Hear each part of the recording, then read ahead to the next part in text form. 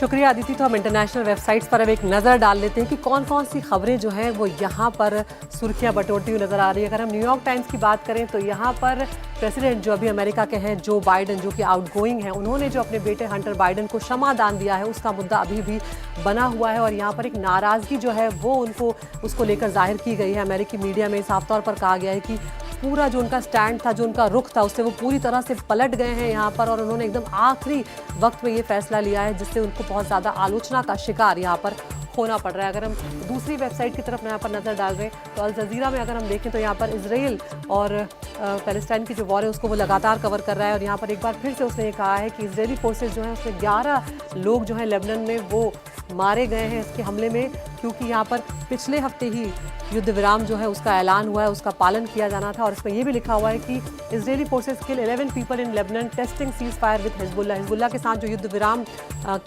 की बात हुई है, जो समझौता हुआ है, उसको कहीं ना कहीं एक तरह से उसकी परीक्षा लेते हुए नजर आ रहे हैं। दूसरी बड़ी खबर जो है वो है ट्रंप से जुड़ी हुई। ट्रंप ने एक बड़ा ऐलान यहाँ पर किया है। ट्रंप ने कहा है कि हेल टू पे if captives in Gaza not release. तो यहाँ पर आपको बता दें कि डोनाल्ड ट्रंप ने ये कहा है कि जो भी गाजा में इजरायलियों को बंधक बनाया हुआ है, जो कैप्टिव्स हैं, अगर उन्हें नहीं छोड़ा गया तो बहुत बड़ी कीमत जो है वो चुकानी पड़ेगी। कड़ा बयान जो है ये डोनाल्ड ट्रंप की तरफ से यहाँ पर आया है। एक बहुत ही सख्त लहजे का उन्होंने यहाँ पर रुख किया है, उसको हम आपको दिखाते हैं। उन्होंने कहा है please let this truth serve to represent that if the hostages are not release prior to January 20 to 25 the date I proudly assume office as president of the United States, there will be all hell to pay in the Middle East and for those in charge who perpetrated these atrocities against humanity। उन्होंने साफ कहा है कि 20 जनवरी से पहले अगर hostages को नहीं छोड़ा गया तो आपको जो भुगतना होगा वो आपने इससे पहले कभी नहीं देखा होगा और इसके जो साजिशकर्ता हैं उन्हें भी अंजाम भुगतने के लिए तैयार रहना होगा। तो इस बड़ी खबर को अल जज़ीरा ने यहाँ पर अपनी न्यूज़ में लिया हुआ है। इसके अलावा मस्क को लेकर जो डेलावेयर की अदालत ने उन्हें बरकरार रखा है, जो रद्द किया गया था, जो मुआवजे का पैकेज है उसे रद्द कर दिया है, वो जो झटका इलॉन मस्क को लगा है उस खबर को भी यहाँ पर तरजीह दी गई है। तो ये महत्वपूर्ण खबरें यहाँ पर आ रही हैं। इसके अलावा अगर हम CNN की बात करें तो यहाँ पर भी जो खबर है वो जो बाइडन ने जो अपने बेटे को क्षमादान दिया है हंटर बाइडन को, उस खबर को लेकर ही सुर्खियां बनी हुई है। Some democrats left fuming over Biden's decision to pardon son Hunter. तो यहाँ पर डेमोक्रेट्स जो हैं उनके भीतर भी कहीं ना कहीं नाराज़गी है जो बाइडन के इस फैसले को लेकर, ये यहाँ पर कहा गया है इस खबर के बारे में।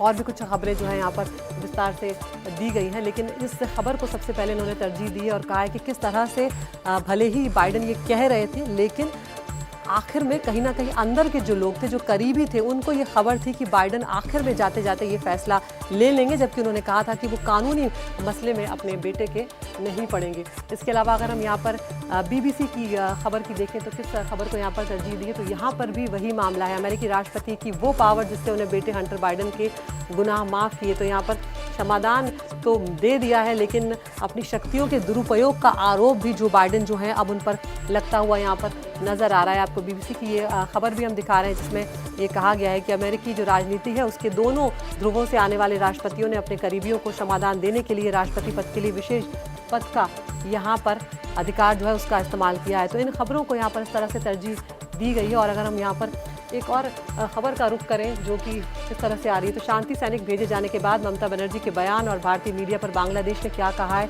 इस खबर को भी महत्वपूर्ण इंपॉर्टेंस दिया गया है क्योंकि यहाँ पर स्थिति जो है काफ़ी चिंताजनक हो गई है बांग्लादेश में अल्पसंख्यकों की। और आज चिन्मय दास जो हैं उनकी जमानत पर सुनवाई होने जा रही है। तो आज NDTV दुनिया जो है उसमें फिलहाल इतना ही।